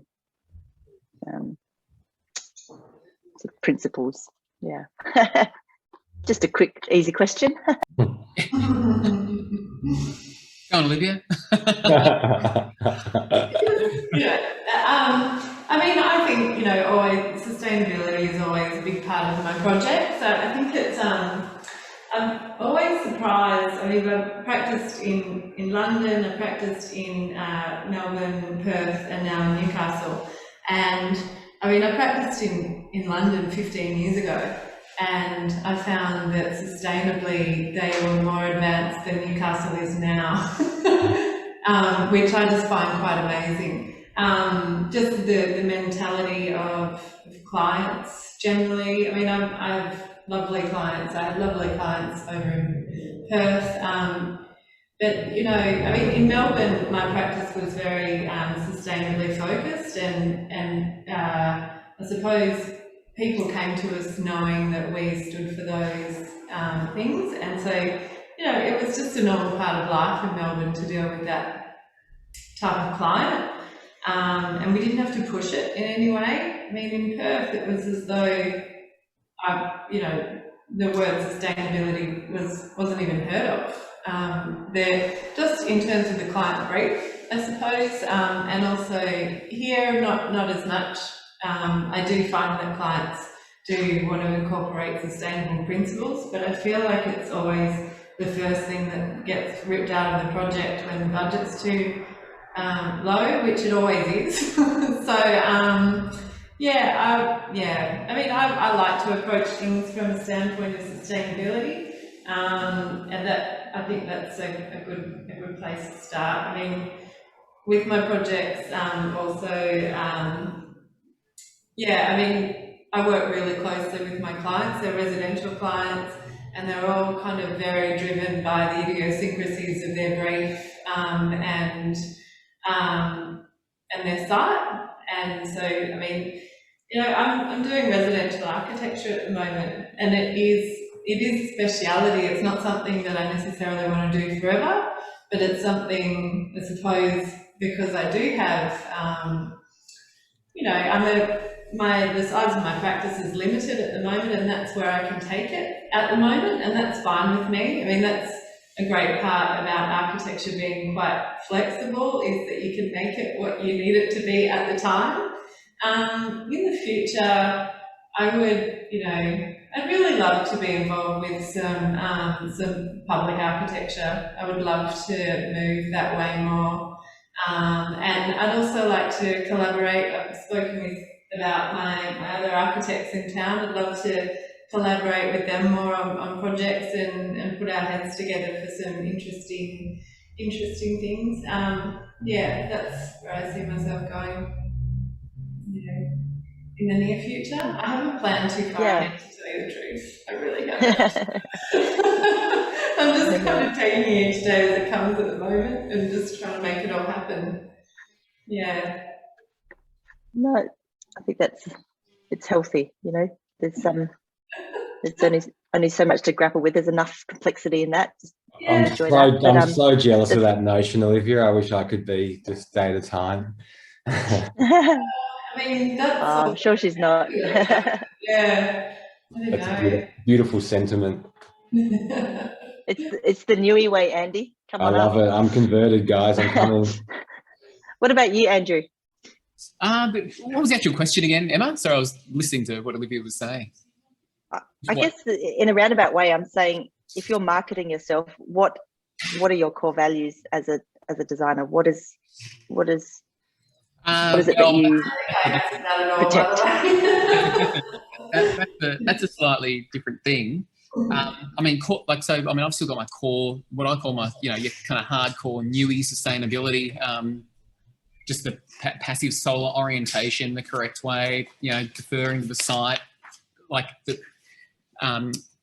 that in combination, but more and more in combination with, you're all unique people with your unique kind of interests, so I love like minimalism, slick design, architecture that's the opposite to how the sort of ex-professors used to teach us to deal with the site, where you show off your structure and then you find this and this and this and you do your builderly kind of aspect. So I suppose partly through the reflective PhD process too, just owning a lot more that's not how I came to it, and I actually love the opposite, where it's only through kind of really detailed drawings that things can kind of happen, sort of retain your agency as the architect throughout the whole process. I suppose that's only been the last couple of years because you do think, oh, where are you going? And it's a hard thing, because you start your, you finish off with your final year project, at least back when we went through, and that was your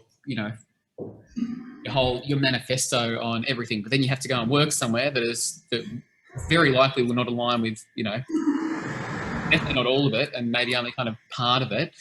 And then all I can talk about my own kind of experience. So because I was very fortunate to be trained under a modernist who knew building really well, had great rapport with builders and fabricators, and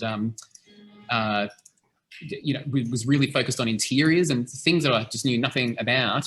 It's not until we come out the other end of, so that was 10 years, I should say, sort of full time there before leaving to start my own thing. And there was a bit of almost a crisis of, the kind of like, well, who am I? There was who you were at university, which was all a very theoretical only sort of project back in those days. And there was what you knew how to do well. And there was this kind of, this period of going, well, you're, a sort of finding your own voice, creative voice just takes time, I think, because you need to, put food on the table. I'm upfront about it as well. I had a lot of great, honest mentors. Hannah Tribe, when she was quite young in it, and other just a lot of female Sydney architects that we all kind of just hung around together, partly through me having kids really young, which was sort of unusual back then. But, the reality is that a lot of these, and I should say too, I always wanted to run my own practice. That was just a foregone conclusion. So I'm speaking from the point of just that was the end goal, no matter what kind of a thing. What was some of the other advice there? Well, a few people that I'll leave anonymous that run really pretty successful kind of medium-sized practices now. They've been very upfront with me too, to say, listen, a lot of this comes from having a partner that earns a fortune, or the father that's already done this. So they were I really appreciated the clarity of going, okay, it's going to be an uphill battle, because I didn't have any of that side of things. So I've just worn that as a bit of a chip on the shoulder to make sure, if you keep doing great work and just keep at it, keep persisting. So it does take a long, like I graduated 2005, so it takes a long time to be really comfy in your work. I don't know if that actually answered what you asked either. Could I chime in on the back of some of the points you made? Conversation, Andrew. Conversation. One thing you mentioned, Andrew, is being selective of who you surround yourself with, and I think that's a really important thing. Absolutely. To know, and it's so wonderful to see so many different scales of conversation within architecture here today, because it does differ. And so you could go and you could leave university, get a job at BVN and work on concrete profiles and get really good commercial architecture and become a project architect and deliver facades for the rest of your life. Wonderful.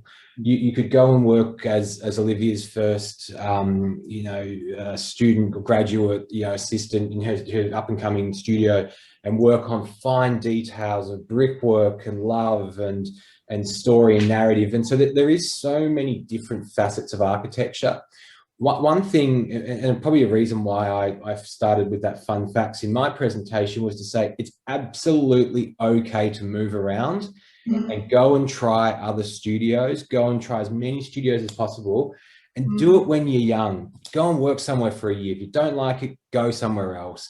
It's absolutely okay for you to do that. And if an employee came to me and said, Andy, I'm really not loving this large, urban, scale infrastructure, urban renewal projects.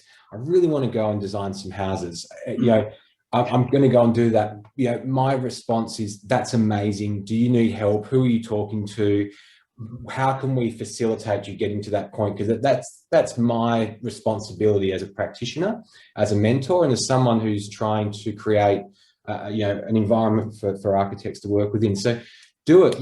Go and work at 3 or 4 different practices before you find out, which one you like. It's also just as good to find out the projects or the practices you don't want to work at, as well as the ones that you do want to work at, because you're going to be a happier designer, a better designer, and you're just going to enjoy it a great deal more. So, that's just a bit of advice on the back of what Andrew was saying before about selecting who you're talking to. That's a good point. Like, 1997, having that work experience at a horrific commercial, depressing, everything what I found even the worst practices in reality are now.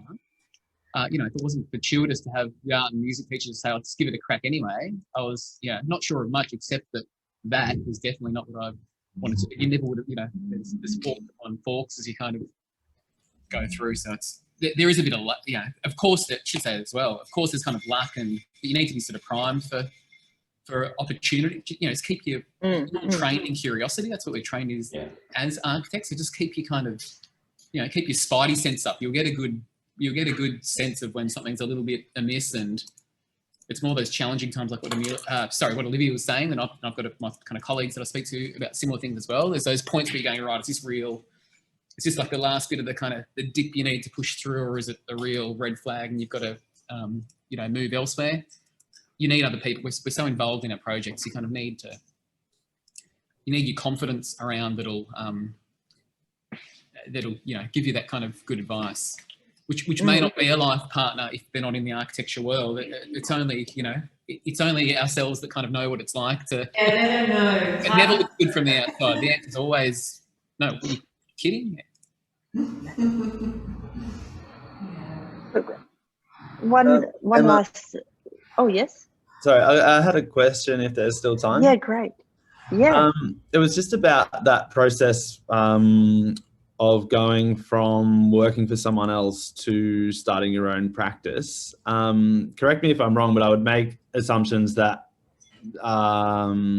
you kind of are able to get a lot of resources and templates and systems from working in various practices, and you're probably taking a lot of those things with you. But then a couple of the practices that I've worked at have a really strong kind of multi-talented bookkeeper business person, jack of all trades that kind of helps them in their businesses. And just wondering when you've started out, whether you're doing all that sort of thing yourself, or whether you have someone that's assisting on the business side of things, rather than like employees who would do architectural work or something like that. So do you have someone helping with the running of the business side of things? No. I don't. I still do it all myself. And to be honest, there's not a great deal of admin in my practice. I mean, there is a lot, but sometimes I enjoy the distraction, to tell you the truth. I enjoy kind of getting onto a different task. I mean, in smaller practices that I've worked with, they had a practice manager, and yeah, I mean, I think it's about cash flow, really. You've got to figure out whether it's all right for you to do it yourself, or whether it's time to move on to get someone else to do it. But for the moment, I'm all right doing that kind of thing. But it takes a long time to set it up and refine it as well. I think if you have it all set up and ready to go, the right templates, the right standard operating procedures, then you can manage it quite effectively. It doesn't have to take a lot of time. But it's about getting it set up properly from the beginning.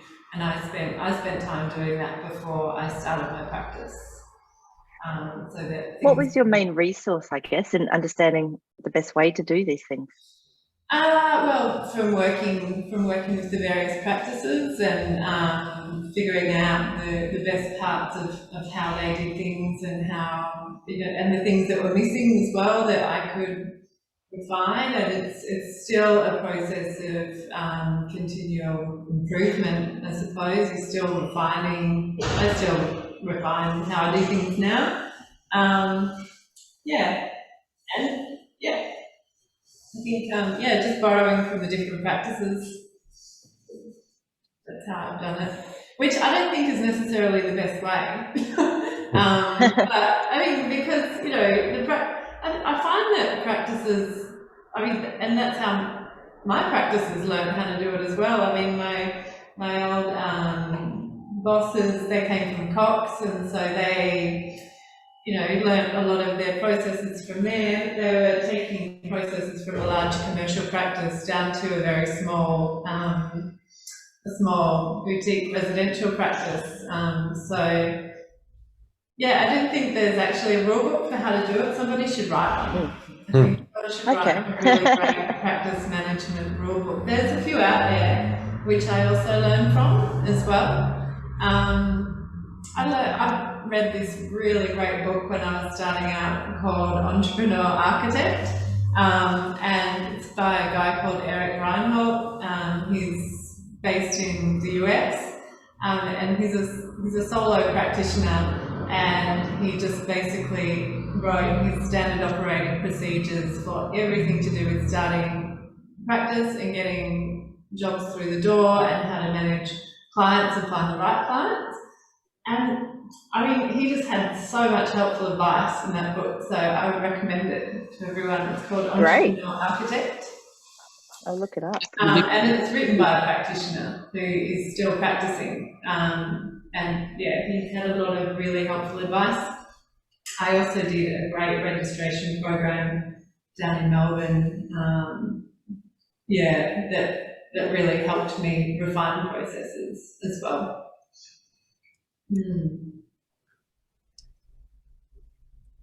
Are you going to say something, Andrew? Yeah. Well, I mean, that's there's the right way to do it and how I've actually done it, and they're different basically. So it's more you get the well in my case. So I would definitely advise, as Olivia said, to kind of set. You want to have at least the systems a bit beyond where you are kind of set up before you kind of get there. Because I just started on a whim, and this is the thing, like you don't need much when you're just kind of getting going, or if it's and it's also how you're transitioning out of to me, your graceful transitions are really important concepts that I've only, sort of come to on reflection of, because I didn't have that, and many other colleagues have, and it's definitely the way to do it. As in, if you knew you wanted to start a practice, a lot of, and I'll use a very best friend of mine, Amelia Holiday from Aileen Sage Architects, great Sydney architects. She worked for Rachel Neeson after working at Sands, where she was just the paragon of where I just went from, as David Letterman would say, the janitor to kind of sitting in the director's seat over a very long period of time, just sole tunnel vision kind of focus on things. She was very good at work at TZG for a year, wanted to work at Rachel Neeson for this kind of experience, just a great tick, tick, tick. These are the things that I want to learn from different kind of places. And so when it came time to, and just doing, little tiny, the garage renovation here or the kitchen for the parents there, and just little odd, private jobs they were called when you were kind of employed elsewhere. And then met a friend at Rachel Neeson's as well, Isabel, another very talented architect, and she'd been doing little odds and ends for her, husband and family and things as well. So we both, on paper, started our practice at the same time. We started off in that creative space that I showed the render of, that just got built with IKEA stuff at the end of the day, but we'd still got the pitch in to get there. I remember feeling really, not anxious. One of the terrible terms that we were talking about before, because we just started up this fresh kind of thing, had maybe one project each, not much to kind of do, and within an instant they were able to set up. They won't mind me saying this. Think of a business name. They were partners. That's a whole different thing. Like fifth year students will always get in touch with me if they're thinking about partnership, whatever.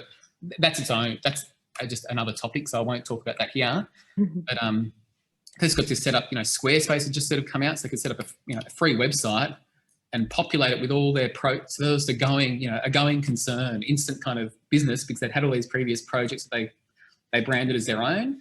Which to me, I thought, oh, that's that sounds like a dream. The problem is when you get your first kind of project, there's you've got nothing to show, and I was like, well, you're invisible if you're not on the web, but I didn't want to put up a website with nothing, like a contact kind of detail. So because I sort of bootstrapped it, and it was just on a whim, and there was no essentially cash saved to start things, even though I did the sort of research, got to know Eric that Olivia was talking about as well, who wrote that book. He wrote it for himself. He was researching that to start his own practice. Then went, actually, this is so valuable, I'll share it around. And it is a great resource.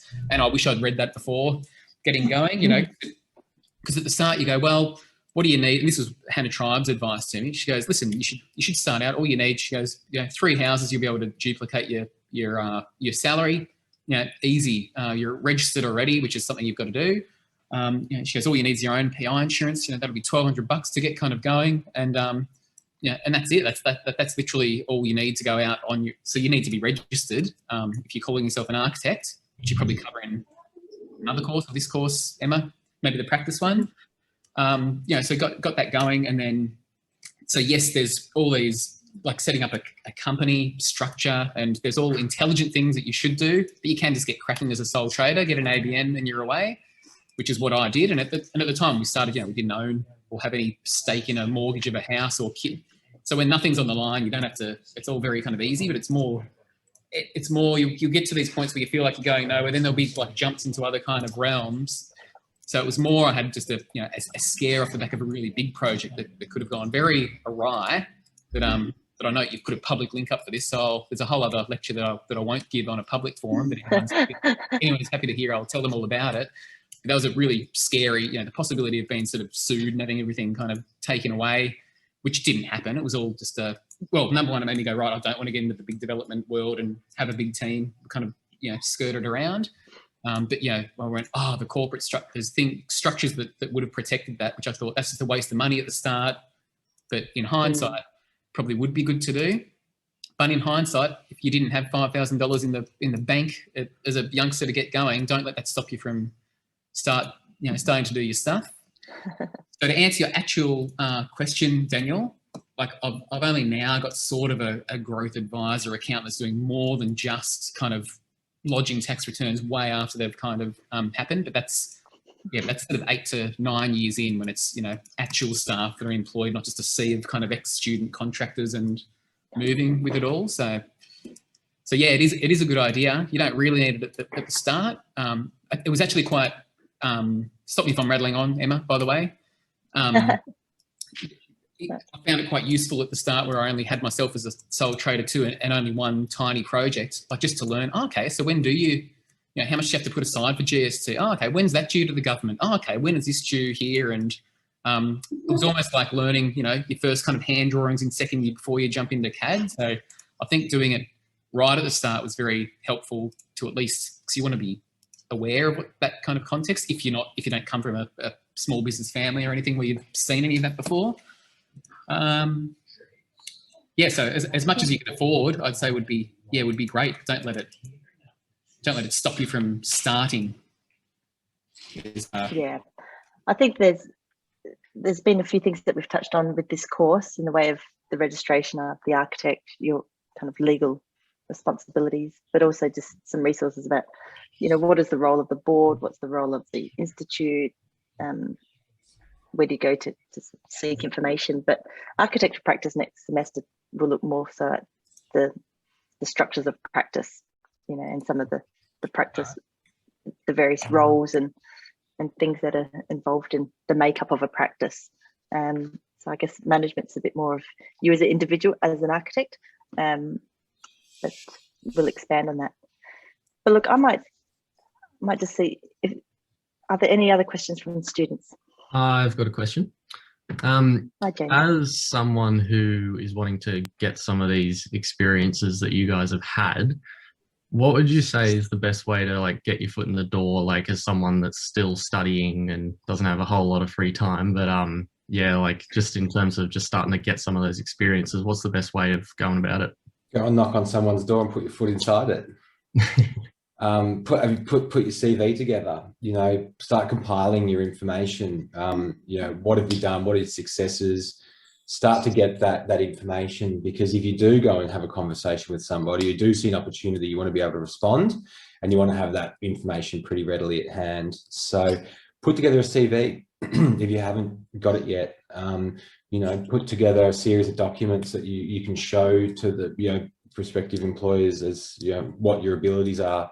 You know, your wonderful assignments from practice management, your design studio work, and have it in a really easily accessible document. Don't have a 90 megabyte file which no one can open on email. Have something that can quickly get given. Have some printouts, and then just start looking around, start talking to people. You know, knock on doors, jump on LinkedIn, have a look on Seek, have a look on the Institute website. You know, ask your friends. And just generally start getting yourself having those conversations, because none of this comes to anybody by luck. You know, this doesn't just get dropped in your lap. You got to work bloody hard, and you've got to put yourself out there, because unless you do, no one really knows you're around. But yeah, the more of that stuff you can do, go to events. You know, look on what's happening on Imogen and Sona and the likes, because I think it was Andrew before saying, you know, you catch, you know, different peers, and whether it be at Mother's Group or whether it be an institute night or whether it be the drinks or a talk or whatever, that's where that kind of magic happens. And that's where you get your foot in the door, because you start to create a personality, a rapport and a relationship with all these different people. And you develop your confidence in talking about yourself. Yeah. And it's a legitimate sort of relationship at that point, not leaving it to the point where you really need a project and you're saying, oh, I'm gonna, you know, here's my card, give me, you know, a kitchen renovation and yeah, when you're putting together your CV, just try and gear it in a way that, I mean, I know I'm a small practice and I'm always really busy, so I suppose I've had a few people approach me for work and you know, they're talking about themselves a lot and, you know, what kind of things they enjoy, but it's with a small practice, it really has to be about what you can offer them to help them. Because, you know, I would love to take someone on. At the moment, I can't figure out a way to do it without spending a lot of time training someone, which, you know, of course, Yeah, I mean, that's going to be a part. I'd love to mentor someone one day, but now it's just, I feel like I'm too busy to give them the time that they really, really need, because you do need time in the beginning. But, you know, simple things that that you could possibly get yourself in the door with is being able to do a DA for someone. Like, that's a simple, like, learn CAD, unfortunately, the bad word, but be able to get a DA through council for someone would be a good approach to getting into an office at a really busy time, I suppose. It's really offering them something that you can help them with. Yeah, and that's a good way to get in the door, and then they'll be able to teach you other things. But yeah, that's what I would say. I think that's great. That's a great tip, Olivia, to look at it as what you offer, not just what you know. Yeah. And I think that's one of the things. Andy and I have spoken about it, because Andy studied at RMIT, where there was a course that was really just focused on folios. The construction and the presentation and communication of the folios, not just showing off, but also learning how to describe your skills and what that could bring to a company, a sole practitioner, you know, a government architect's office, etc. You know, that takes a few goes, and it's great to actually put your draft in front of a colleague, maybe someone who's not in architecture, and ask them for feedback. So my encouragement, James, is to start collating that information now. Utilize the resource that you have while you're in studio. You know, ask others how they're doing theirs, and enjoy that process, I think, of starting to define who you are and what you will advocate for, what you will bring to the profession. Do that with confidence. Don't think you have to know everything. Like Andrew said earlier, you're not expected to know everything, not even when you're a principal of a major firm. You know, you're still learning. And if you stop learning, there's a problem, you know? I think that's really important. I might just wrap it up. Oh, sorry. You need to be really enthusiastic with it as well. Like, I'm talking a lot about recent experiences. My first role was, you know, before the internet, there was such a thing as the product library. My job was literally to organise tile samples by, you know, colour and you know, photocopy sets of DAs and walk them down to. So you don't start out. You approach it with enthusiasm. You know, it's worth learning all the. Like I've heard from people that have worked for me in the past that, you know, there's a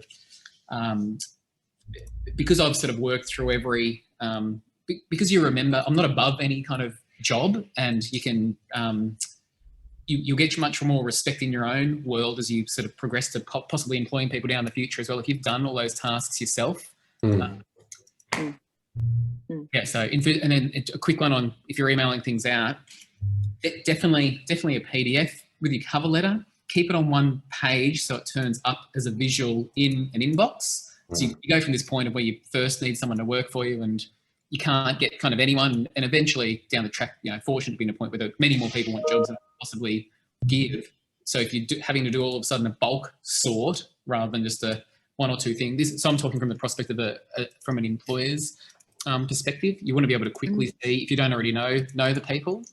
And I don't know if this is just me, but like I'll never ever click on, if I get someone sending something through, it's like, here's a link to another site with my letter. Here's a link to another site with my, you know, auto kind of click through portfolio. It won't get I don't want to be tracked if I've clicked through and it's. It's good to know.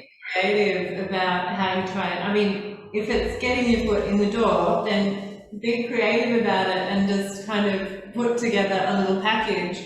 It might just be, I can build a model of your recent project for this fee and package it as a, you know, great product for them, and then that's a way for you to build a relationship with that firm so they'll know who you are for when they want to put someone on. So I don't mean work for free, because I don't agree with that. Some people have approached me to work for free in an internship type scenario, and I don't think it's the right thing for our profession. I think we really need to value the work that we can do, and I'm sure that you can build models. I'm sure that you're great at it from uni, so you can do that. So you can go and offer them. But I would actually, if somebody came into my practice, I'll probably get 30 students now, and say, I really want to build your model, I want to build your project. I hardly ever build models anymore, and I'd love to. I wouldn't possibly take that on. If you put a dollar value to it, say, I'll do this for you, I'll come and sit in your studio for a week and do this, I would consider that. So I think that could be a good way of doing it. You could do that for every practice in town. You could, I think that's because you're giving them an offering and you're not giving it away for free, so you're valuing yourself as well. But it's something that you can do. So, and you're not relying on the employer to figure out where you'll fit. Exactly. You're coming forward. Yeah, I think that's gold. And put in your applications. Anyway, hey, look, I'm mindful of time, so I might just wrap this up if that's okay. I want to thank very much Olivia, Andrew, and Andrew for your time this morning. Awesome to see, just a really nice